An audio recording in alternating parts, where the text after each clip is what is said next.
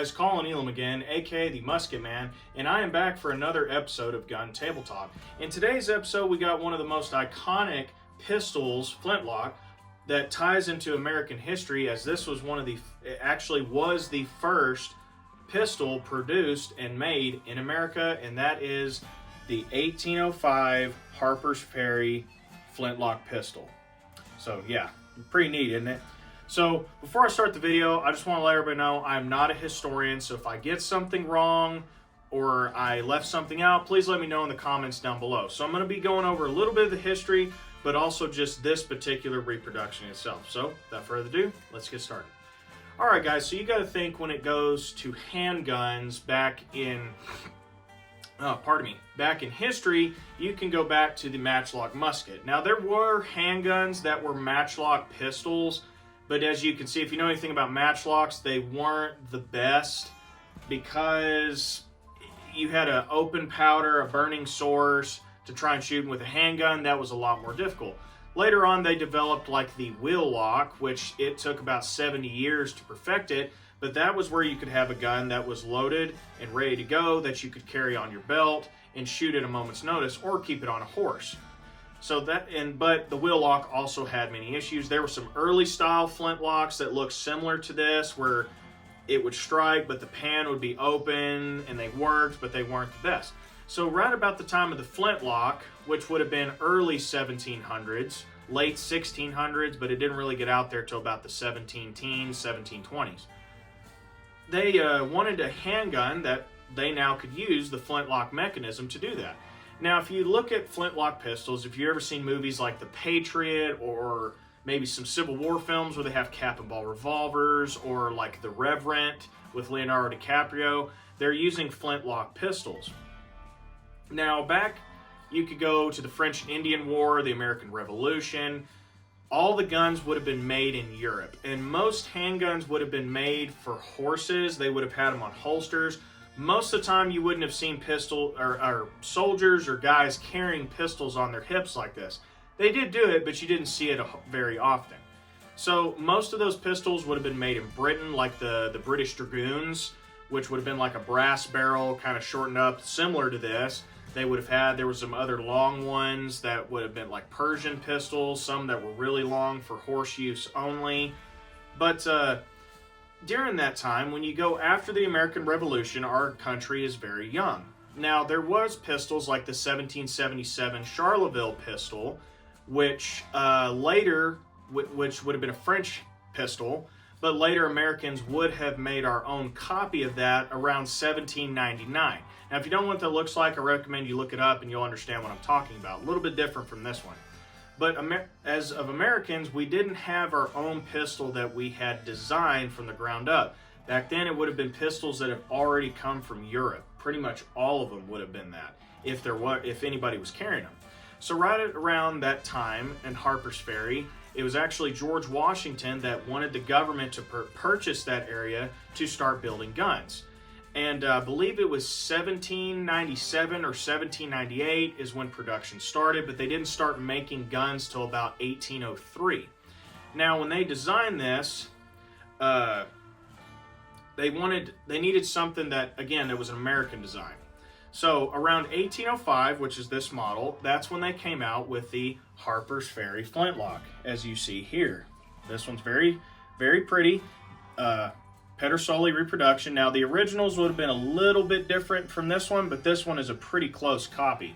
So by that time, there would have been about 4,000 of these made, and they were given to the government, and the Secretary of War, his name escapes me at this time, they loved them. Looked just like this. The only thing they wanted different was, anybody can guess what that is? A front sight. Because most handguns, if not all of them at that time, were just smooth bores, had no sights at all. It was just open barrel. So they didn't have a line of sight. So the Secretary of War back then, again, you'll have to look up his name. It escapes me. He loved the pistols, but that's the only thing he wanted added on was a front sight, which you can imagine, even with the smooth bore, it will help with your accuracy just a little bit because now you have more of a point of aim, even with the lack of a rear sight, just like muskets did back in the day. So they liked this gun. It was great. They were made from 1805 to roughly 1808, I believe. So most people know as the 1805. Some people send the 1807, the 1806, 1808. They're all the same gun because they didn't make any changes to them. So they're all the same gun. So if you hear them say those different dates, it's correct because they're all that same model based off the 1805. Now, when they originally came out with this, as you can see, most handguns and even muskets would have had a full stock. This had a half stock. As you can see, it doesn't go all the way down. That way it could save a little bit of money on producing the gun, and you've got all this metal down here by the ramrod, which would help make the gun more front heavy, give you a better grip, and would kind of keep it down when shooting. So that was another thing they did. The original caliber would have been a 54, and it was intended for a smoothbore, which that's kind of an odd caliber to find a smoothbore in. The only thing I can think of is my Queen Anne pistol by Pedersoli. That's a 50 cal smoothbore. But for that time, a 54 caliber smoothbore was kind of different. But most pistols, they wouldn't have been rifled back then because close quarters, needed to be able to reload it real quick. So that's why most of those guns wouldn't have been rifled. Now, they also made a Harpers Ferry rifle that looks just like this gun, but it has the stock, had the full buttstock, had the half stock up here, and it would go a little bit further. That rifle was actually used on the Lewis and Clark expedition, and it's kind of famous. They do make reproductions of it, but they don't anymore, and they're kind of rare and hard to find, even just as hard as the originals. And they wanted to do that so then you had a 54 pistol and a 54 rifle, so that way you had both of them, same caliber, didn't have to have different things, different cartridges for different guns. So that was another great thing that they did. Also about the gun, what they changed is, if you can see on the side of the lock here, I don't know if you can see it, it says, this one in particular says 1836.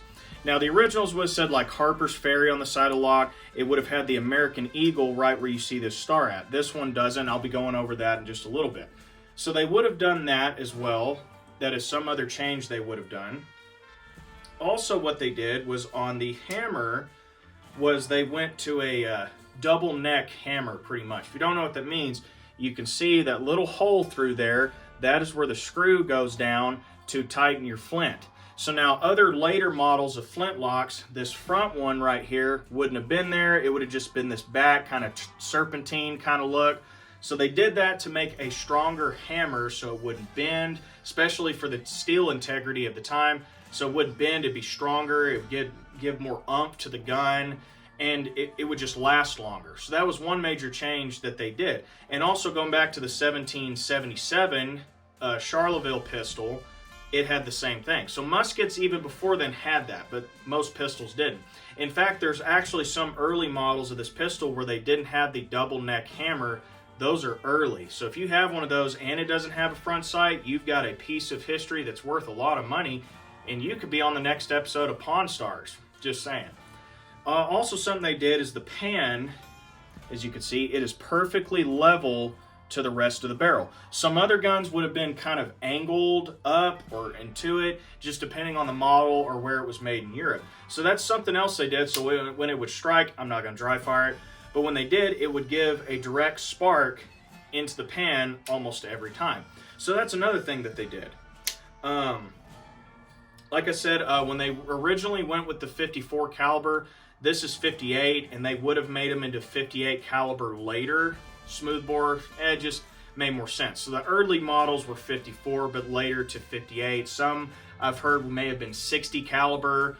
Like I said, the machinery back then, not all the bores were exactly the same versus machinery like we have today. So you might have seen that. Some of them with the ramrod would have been built where the ramrod is actually attached to the bottom of the barrel. So you would just pull it out, move it about, ram it, and put it back. So you wouldn't lose your ramrod in the heat of battle or something like that. This one does it, but there was some models that did. Now, Pedersoli that makes these reproductions, I don't think they make them with that. There is some guns that you can get that have that, but this particular one doesn't. So that was some other things that they did. So these were used, and they were only produced for 3.5 years. Nothing too long. But you can see them in movies and stuff like that and other historical events and stuff where they'll have these. So that's pretty much it for the history of it. Again, I'm not a historian. If you want to learn more information about this particular pistol over the history, I recommend the Cap and Ball YouTube channel. He has a video over the entire history of this gun and even the people that were involved in it. So I recommend you go check that one out. They don't pay me to say that. Just go check that out if you want to learn a little bit more about the history of this pistol. But now let's go over this pistol itself. Just this gun, what it is. So like I mentioned earlier, it is a Pedersoli reproduction. This one was made in Italy. And like we're going earlier, the lock says 1836 and you have the star on the bottom. And I believe it has the serial number on the lock. This one was either made from a kit or somebody got it and bought one and did their own design to it. As you can see with all the buttons and beads that's been put on it. This one is more of a commemorative to the Texas Revolution, 1836, which would have been the Battle of the Alamo, Battle of San Jacinto. So somebody made this to match a gun tied to Texas history. So that's something that's a little wrong, 1836, but I'm a huge Texan. I like that. I like that they have the Texas star on the side of the lock. That's really neat too. I don't know if you can see on this side. It's going to be kind of hard to see, but you can see made in Italy, all that stuff. They got to put that markings on there. This one was actually, it was made in Italy, but it was taken, this is why I think it was done as a commemorative, because in Houston, Texas, someone took this at some point and did all the designs to it. I'm not sure the age of this particular gun, but somebody did all the work to it in Houston, Texas. So it's pretty cool. All the beads you see were added on. They don't come like that. As you can see, it gives it a good Native American style look. I like that. It's real pretty. When I originally bought it, it came with the side plate here. Someone had taken a butter knife and made it into like a belt clip. It was pretty crude and didn't look good, so I took it off. Now I can always maybe try to make one in the future or just make a leather holster. So there's that. When I initially got this gun, I could not get the lock off. And I'll let y'all look. Can anybody guess why? See these bottom beads there? They're missing their top half. So you want to know why? When I first got this, I could not get the lock off because of those beads. So that tells me whoever did this wasn't planning on shooting it very much, but it was fired. So when I got it, I always do that with all my guns. I take it apart, dust them and oil them. The inside of this lock was dusty. It wasn't rusted, wasn't really dirty, but it didn't have a drop of oil. It was absolutely dusty, and I had to clean that thing, but I had to pull all these pins out and file the tops of them, glue them back in so I could take the lock in and out for cleaning. So that was one problem I noticed with it. If you could see this little brass rectangle in the back, that was where somebody had put a rear sight. Now I'm going to try and get up close if you can see. See how kind of crooked it looks? It doesn't look too good. So whoever did that wasn't the best of gunsmiths, because it was just a brass tall sight. It was crooked. Your line of sight was terrible. And like I said earlier, the originals did not have a rear sight. So I was like, I'm not going to be able to hit anything, and they didn't have them. So I simply cut it off, filed it a little bit, and I like this line of sight way better. It just feels better. Now, I plan later to get like a C&E, which are my initials, and punch that in the back of where that brass plate is. I think that would look cool. So there's that. It didn't look good. It wasn't historically correct.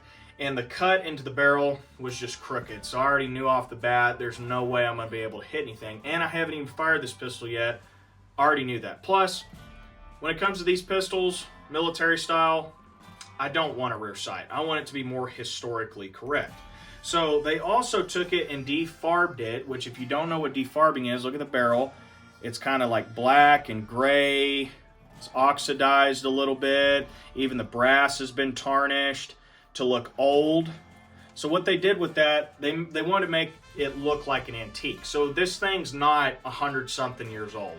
It's a repro. They just defarbed it to make it look old. And they did a great job on it. Did a fantastic job, and I'm very impressed. Also something, if you look on the bottom, which this would have also doubled as a weapon for guns back then, kind of the little skull cracker right here. So if you shot and either hit the guy or missed and you had another guy, you now had a club. So you would have pulled out your knife or whatever, and now you have a stab bash. So you hit someone on the top of the head with that, that's going to crack a skull. If it doesn't kill them, they're definitely out of the fight. I know I would sit down after get hit with that. It just wouldn't be good. But you can see somebody took it and made it into a swivel and added a ring. The reproductions do not come with that. And they did an excellent job. It came out very well. I'm planning to actually have my wife put some leather braiding on the bottom. I think that would look cool. Give it more of a Native American vibe. I think it would look neat. But that's kind of cool. So that makes it more unique because you don't see them come like that. So that's cool. Trigger pull. For these type of guns, if you collect them, if you're a historical shooter, sometimes their trigger pulls can be like, there it goes. This one's more of a long trigger. I'd say it's roughly 5 pounds. So what happens, it's not stiff where it goes boom, it gives, then the gun goes off. So you just got to find that sweet spot, and I can work with that when it comes to these types of pistols. So it's pretty neat. Not too bad. Like I said, you just got to, right there. You just got to find the sweet spot. And some guns, that may vary, but you may get a brand new 2024 one of these, and you might have a problem where you have to send it in. Which I've had to do that with some repro guns. I've had to send them in and get the triggers worked on. Another problem I've had is this ramrod is actually stuck. I have to disassemble it completely to get it out. Now, I have heard with these, when they're brand new, sometimes the oil or water can swell up the wood of the ramrod and it can get stuck. Let's see, that's as far as I can go. That's it. It won't go any further. So I'm either going to have to sand it down or something, restain it to get that to work. But not a big deal. I've heard of a lot of people saying they have that problem, especially when they're brand new. Once they get older and worn in, it won't be much of a problem. Now, you heard me mention earlier, smoothbore, 58. That is correct, smoothbore. However, this particular repro is rifled. And I'm going to try and get in there, see if y'all can see it. It's going to be kind of hard. But there is rifling in the barrel. Now, it has been fired. The rifling is not, I'm not looking down the barrel. It is unloaded, but I'm just saying, you can feel it, but it's not the best, but it's not horrible. And you can still find them today, the repros with the rifling. They're just a lot more rare to find. So if you can find one of these for a good price with rifling, I recommend you get it because they're a lot more rare to find because of that. So most of them brand new, they're going to be smoothbores. Now, some of you may be going, man, that's a cool gun. It looks good. I would love to have one, but I'm not a flintlock guy. Well, not to worry. Pedersoli makes a percussion model of this very gun, and that even existed in the 1840s. Back then, we had some of these in our stock in the military. Back in the 1840s, when guns were progressing to percussion cap, they took some of these, took the flintlocks off of them, and made them into percussion guns. You don't believe me? Look it up. They did have some of these that might have been used in the Mexican-American War or even the Civil War, believe it or not. They could have also been used during that time period. So they did make these in percussion. So they do offer them in flintlock and percussion. Like I said, rifled might be a little bit more difficult to find, but if you truly look, you can probably find them. So if you're not as into flintlocks, but you love black powder, you can get one of these in a percussion gun. Now, probably not going to look like this, where it's kind of, again, the Native American vibe, which I got to find. Found this in Ruidoso, New Mexico, believe it or not. And it was for a good price. And just big Texan, I just had to take it home. So I'm proud of taking it home. Do be on the lookout for a range video with this. I plan to do that in the future. But I thought I would do a gun table talk first. Well, guys, that's about it for this particular pistol. So I wanted to say something real quick. I wanted to give a shout out if you've lasted this long through the video. Thank y'all so much for the support on YouTube. My short, not my shorts, but my YouTube short got, I believe, over 1.4 million views. I can't remember how many thousands of likes and hundreds of comments. Guys, I can't thank y'all enough. Keep up the support. I appreciate it. And if you're not subscribed to the channel, please consider subscribing. If not, that's great too. I thank you for the views. Make sure to hit that like button. If you are subscribed, hit the Liberty bell at the bottom. That will let you know when I have new videos available, whether it's gun table talks or range videos or even shorts. So make sure you're doing that too. And again, guys, if you felt like I got something wrong or maybe I left some information out, please let me know in the comments down below. I love seeing everybody's opinion, what they have over these old guns, whether they shoot them or not. Well, guys, again, hope you've enjoyed this episode. Remember, I'm the Musket Man. Keep your powder dry. We will catch you guys in the next episode. Thanks for watching. See you later, guys.